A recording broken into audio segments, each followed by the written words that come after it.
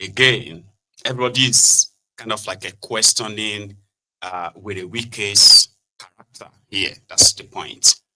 Okay. So in what is called the rule of law, it can be a little bit like slow to your liking. But at the same time, your job is to protect it. And you are meant to wear it like a virtue as a government official, that you can't abruptly just take things into your own hands because you can. Because he did that when he was governor. He didn't give a damn. Who's that? If you don't agree with Wike, get out of here. Sort of. Because according to him, yeah, he said he's human. He's got feelings. That people shouldn't expect him not to actually like react as a human. That's Wike. Yes, me I'm a minister, but representing Mr. President, that alone should have given you that decorum. No. You choose to challenge the minister, the president, and then you think that I'm not a human being, I have no emotions. You are carrying out an illegal job. When people say order, do you need to carry out an illegal order? When you are, if you are an officer, you are doing something that's illegal. Even if it's a legal order given to you, but that function you are doing is illegal.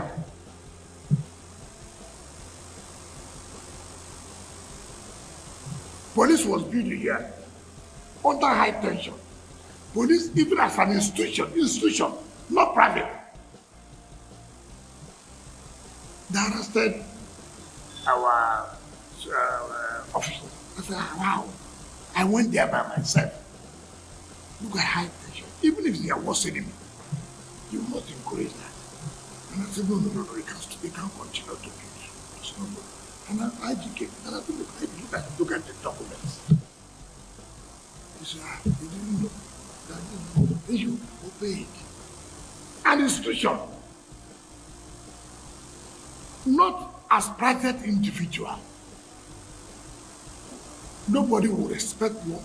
Nobody will do anything. Even when you take action, I'm aware I'm coming here as a minister, people were opposed to it. Yeah, but I'm here.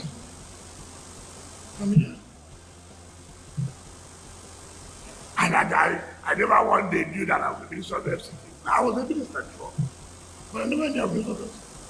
I would do my job without looking at anybody's face. I will not go. You do this. You were here when ASU went to Senate. ASU said part of their conditions of going on strike that they should tell the minister to leave the University of Abuja land. I have not been seeing the Navy on national television that they should tell the minister to leave their land. I have not been seeing the Navy carrying like what have I done? You see, this is the country you are in. And what was the problem? How can a university say they have 11,000 hectares of land? The whole of Lagos is 7,000. When the Minister of Education called me, I said, my brother, you tell me, we are checking. The whole of Lagos is 7 hectares. He found that Lagos is only 300 something hectares. I said, 11,000. He said, yes, my brother. Nuisance Lele. Nuisance Lele. That's all you needed to know. According to him, he represents Tinubu, which is true. Everything he's doing is approved by Tinubu. We are going to, we're going to come to that. But his last statement of Abuja land, this is what you needed to kind of know to have the full context of the whole thing. So let me explain. When they were planning Abuja as the federal capital of Nigeria, right? The people of Abuja were told that this particular space of land now becomes as the federal capital territory. it comes under the control of the federal government of Nigeria. So they started allocating lands where they went to build the government house, Aso Rock, where they needed to build the National Assembly, where they needed to build the Supreme Court, to build the High Court, to build this. Here you get, including where to build a school. Do you know what they had a plan for Abuja University? If this were a Wike is not the known Equere land grabber, that's what they call him, Wike. They know they take I see land. It is for the land to become theirs, somebody like him. So the plan they had for Abuja was Abuja University, right? Was to call it the Abuja University, kind of like a city. It was meant to be like a different kind of like a town on its own, where you have not just the school, you have like a staff buildings, including other buildings that will form. It's going to be like its own city.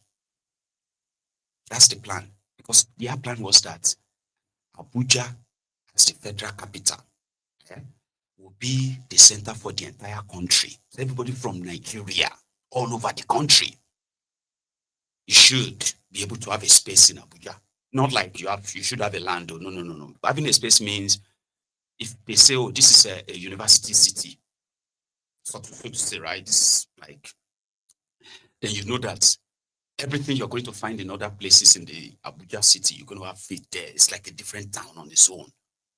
You know what I mean? Like people who have their own houses there, whether it is built by the school authority or the government, doesn't matter. So it's like a futuristic idea where every state in Nigeria will actually have a space in what is called the University of Abuja. It's not like your other regular universities as they kind of like amass all the lands, right? No, it's different. This is like a place to host all of you as Nigerians. That's the symbol of that place. But when the Wike came and just he felt so alarmed. Why would they give Abuja University 11,000 hectares of land? He just lost his school. You know what he did? Presently, the university land, they said they haven't even like used more than maybe 3 acres of the land, hectares, right? So when the Wike now said, hey, I'll give you extra 2, so we'll make it 5. And he took 6 hectares of land from it. That's more than the half of the land allocated. So to where the Wike, waiting won't take the land do to redistribute it to their family members, their friends, associates. That's where Kolu comes in, right? This story of land grabbing, this is a famous story of land grabbing in this Etiosa area of Lagos State in 2003 of Lagos. Tinubu was governor. So he lied to the people of this Etiosa when you are going to this Lekki, Epe, or this place, right? So he lied to them that they were going to build them one massive general hospital. So therefore, the government needed land. For those of you who grew up in Lagos, or you were in Lagos around this time, the story I'm sharing right now, you probably should be able to attest to it. The history of land grabbing that is so similar to what Wike Wike is doing in Abuja. In their own right, Tinubu as governor took this massive expanse of land from these people and he gave them no shishi. He told them this is to build them the biggest general hospital. Then 2025 came. They now realized that, wait, no, I don't think Morocco. Somebody said it's Morocco. Morocco is a different story. The way they capture Morocco is a different story. This one is actually land that Omonile, the Omonile of that era, right? They had to wage war. Ibejuleki, I think, is on this Lekki axis. That's why I used now they have built a golf course there. This place I'm telling you right now, they have built a golf course They have built some fancy houses there that they are selling to their peers, deputy governors of Lagos State, as a building there. You get me now? So they took the land by 2005. They just saw banks erected a massive billboard on the land that they want to build something garden there. Garden bow. They said that, oh, the state government took loan and they used the land for collateral. So the bank is to recoup their money. They needed to begin to sell the land. Sell which land? This one. True story. Meanwhile, they were grooming Fashola to succeed Tinubu.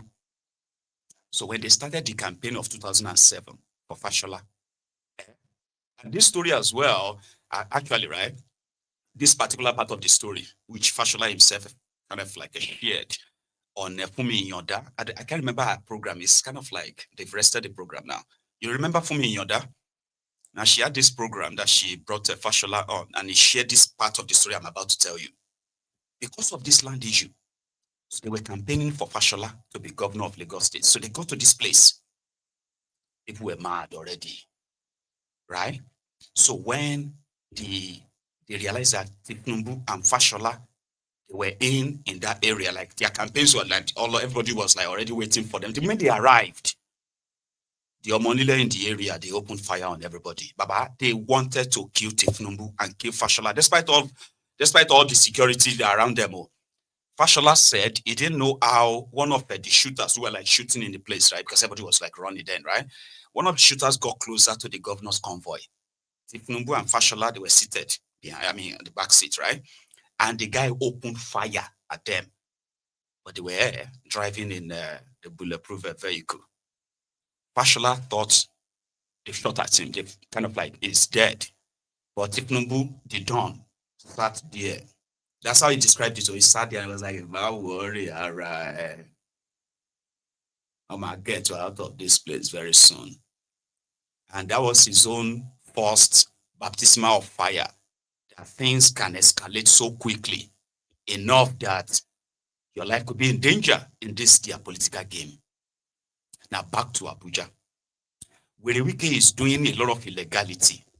And as much as a lot of people possibly are already petitioning Tinubu, calling, using their own link, and possibly have been like ignored. And Wike continue to step on toes, as he called it. Nobody says that he shouldn't probably implement any master plan or whatever, right? What people are saying is that you should do that based on your own supposed set the law. You do not go ahead and cancel people's CFO because you have the power to do that. I have a land, got the CFO from your government, from the ministry, only for me to turn around a few years later because a new minister is in town and he says that document is no longer valid because he said so. And he won't even give you the room to possibly take all those documents and everything you have about the land and take it to the court, fight it out. And if you lose, right, then that's it. Government takes it. No chance, no nothing. Is the prosecutor, is the judge, and is the executioner in all of this. A Gestapo kind of style. So no matter how much he tried to explain himself out of this, right, including Kolu, yeah, he's doing an illegal thing. Here you get now. So he's doing a legal thing illegally, simply because the real motive behind all of this is not to change the face of Abuja. Because the real center and the outskirts of Abuja where people needed the government presence, they are not getting it. You get what I mean now? But it's dissipating so much energy on this land, grab this, grab that, grab this, grab that. And there are revelations of people, there are revelations from the same government, its own ministry, right? Where people have been allocated lands in thousands of hectares. And all they did was just to brush it aside and said, is there any law that says you cannot allocate land? Of course, the law allows him to allocate land and share land. You do not have any power to question who he gives land to and why. That is part of the fault. Where the Wike is now using that to grab people's lands and redistribute the same land, committing the same crime he believes some people committed. committed before him. So he's doing the same thing because, the law says he could do that. So now, if Tinubu possibly will take the badge at the end of the day, you will think, oh, at this point, they should checkmate him, Abi. No, it's not going to happen. And there's a reason why. So somebody said that there is with a Wike's problem. Wike's problem with the Tinubu's regime, right? And that is, you could show me. Wike. Take this is for your trouble. No, I can't take this money. I'm an officer of the law.